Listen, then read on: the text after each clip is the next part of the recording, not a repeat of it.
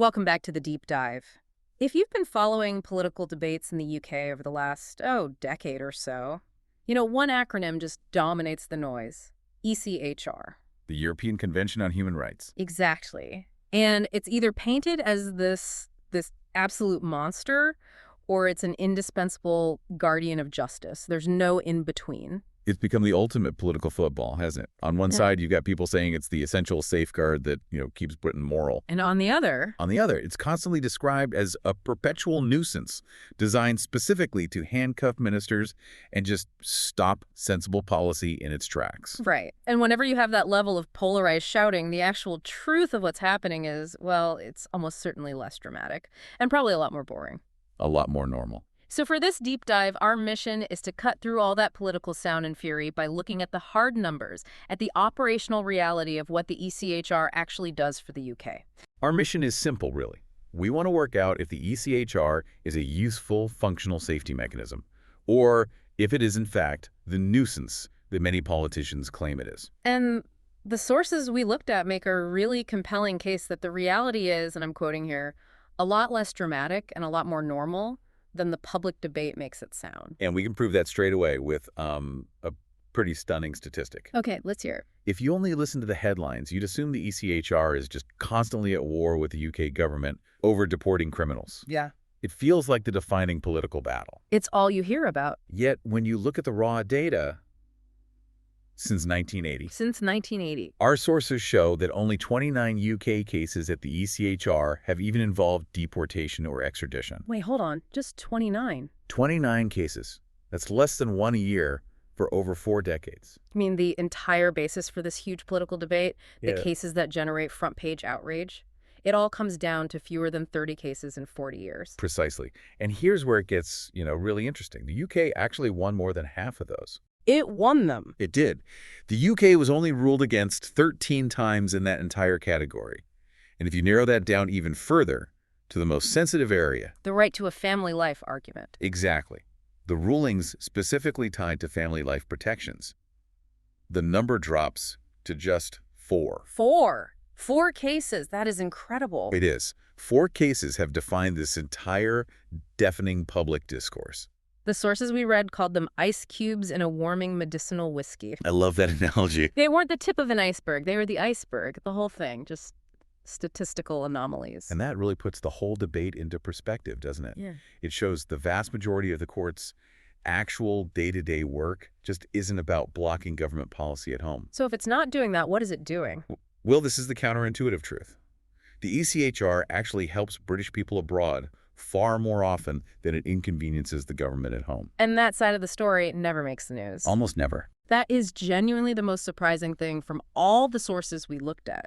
So it's like an external legal shield for UK citizens. How does that actually work in practice? It acts as a crucial legal lifeline. I mean, think about it. When British citizens are working or traveling in jurisdictions where their own rights, the basic expectation of a fair trial due process, might be ignored. Or actively violated by a foreign government. Exactly. Can you give us an example? I'm guessing this isn't about, holidaymakers with parking tickets. No. This is about people doing difficult jobs in difficult places. We see this acutely with journalists. Right. The sources highlight the case of a UK-linked journalist in Azerbaijan. He was jailed on, completely bogus political charges. It was just designed to silence him. So he's trapped. Completely trapped, facing years in prison on fabricated evidence. Yeah. And the ECHR stepped in. It recognized the political nature of the whole thing and issued a binding order that forced his release. So if you're a journalist or you work for an NGO in a country where the rule of law is, let's say, selective, that's not some abstract principle. No, it's the only reason you walk free. It is the ultimate legal insurance policy. And this applies to ordinary families, too. It does. Think about UK parents in these awful, messy separations where a child has been taken abroad by a former spouse. And the local courts in that other country just won't intervene. Or they aren't equipped to. It's the classic black hole scenario where the law just seems to evaporate once you cross a border. Right. Without the ECHR, those families, those UK parents, would have no legal recourse at all. It gives them a route to be heard by an independent authority. It stops them from falling into these, as the sources call them, black holes of legal indifference. And it's not just in the present day, is it? It provides accountability for things that happened decades ago. Absolutely. We read about British families who finally got answers, got accountability for relatives who vanished in places like Cyprus and Turkey years ago. And the ECHR forced those governments to actually address the disappearances. It did. They couldn't just shrug and walk away from unsolved crimes against UK nationals. And this even extends to people serving the UK government itself, like soldiers. Yes. For instance, when the UK ran detention zones in Iraq, the court forced some basic oversight. Now, the intervention wasn't about handcuffing the military. What was it about then? It was about stopping the UK government from putting its own soldiers in, and I'm quoting, impossible situations legally and morally by operating outside any recognizable legal framework. It ensures we operate under basic, defensible standards. Okay, so that protection mechanism for citizens abroad is clearly vital, but let's not forget its other quiet function at home, the ECHR, as a sort of domestic guardrail. That's a good way to put it. It's the safety net that steps in when our own legal and political system has made a genuinely serious systemic mistake. A kind of judicial quality control. Exactly. The mechanism leans in and says, sorry, but you can't do that. That crosses a fundamental red line that even our own system missed. It's not about tiny policy tweaks. It's about stopping major foundational failures. So these are cases where our own domestic legal system was either too slow or too politicized or just flawed. What kind of major mistakes has the ECHR corrected in the UK? Well, the list is really instructive because it's all about checking state power. We're talking about basic things like correcting the ability to hold people indefinitely without a proper, regular judicial review. A fundamental check on the state's power. Right. It also forced proper investigations into deaths where the state might have been culpable.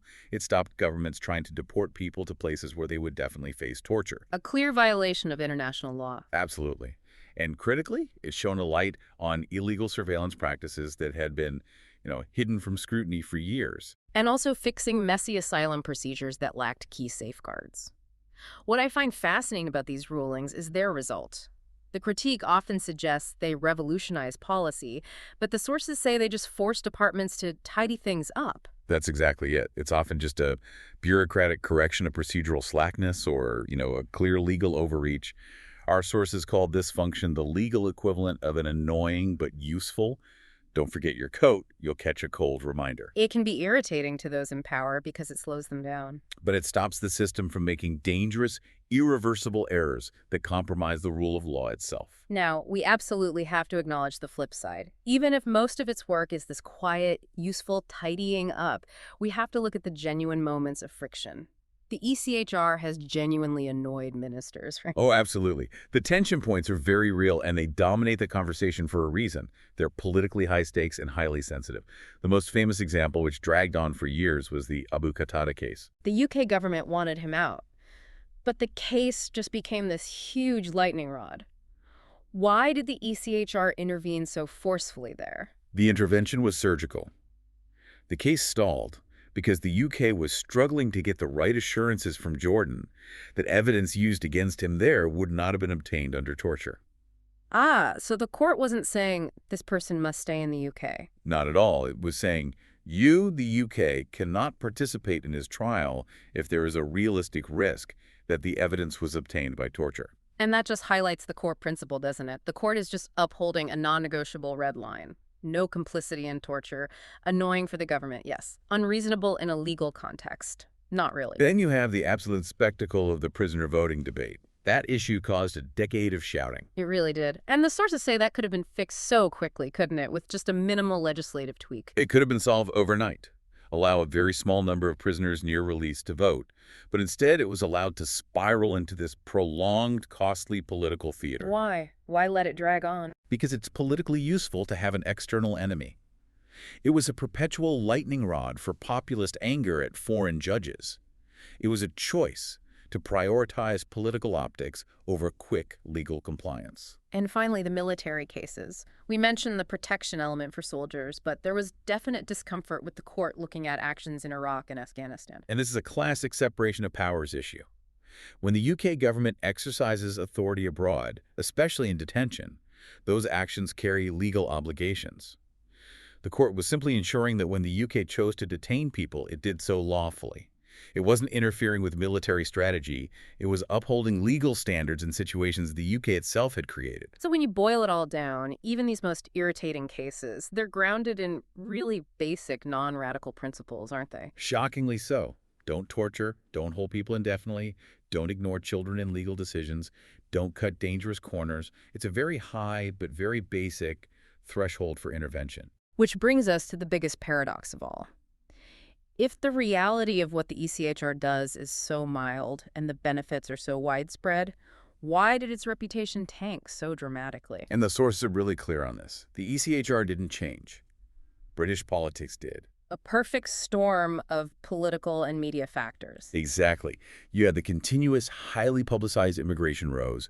You had frequent, visceral headlines about foreign judges.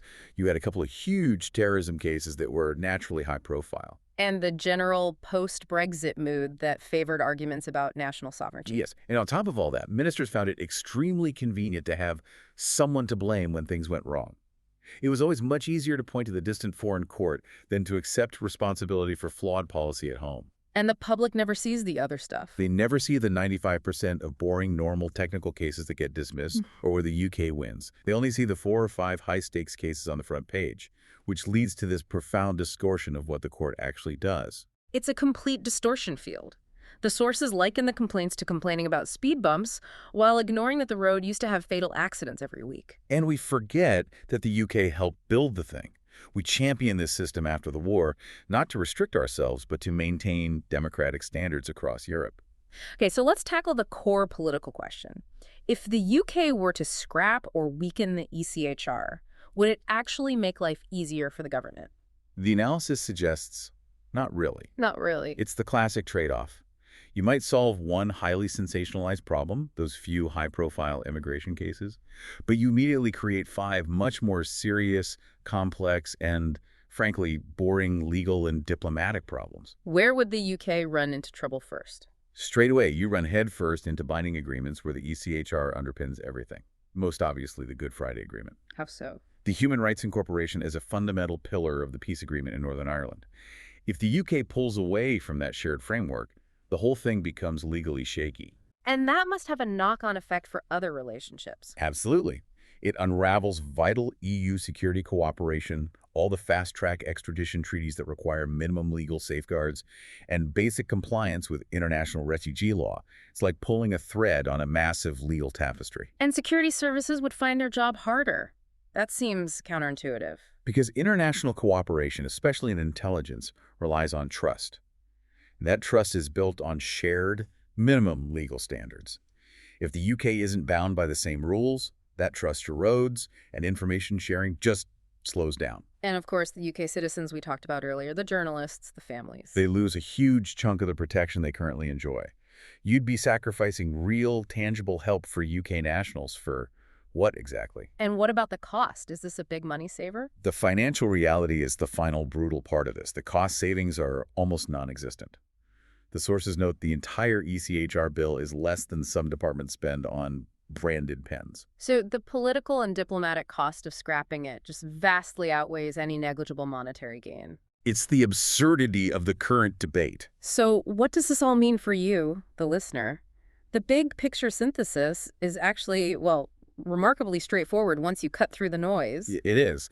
The ECHR is fundamentally a British-designed safety net. It mostly works quietly in the background, offering practical, non-revolutionary legal help. Yes, it sometimes annoys those in power. Which is often what courts are supposed to do. But every so often, it steps in and, as the sources say, saves ordinary people from really serious harm. And most of the scary stories we hear just don't match the numbers.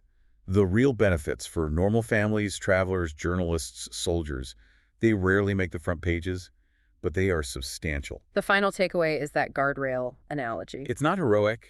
It's not evil. It's just a guardrail. You don't notice it when things are going well. You only notice it when it stops you going over the cliff. And for you, here is a final provocative thought to mull over. Since the quiet benefits of the ECHR often affect soldiers and journalists operating in difficult places far from home, consider this. What minimum legal protections must exist globally for British citizens working in those areas? If you scrap the ECHR, how would those protections really be enforced? What would you do if your safety net was based purely on the goodwill and political stability of another government rather than a binding legal structure? Think about that next time you hear the debate. That's our deep dive for today.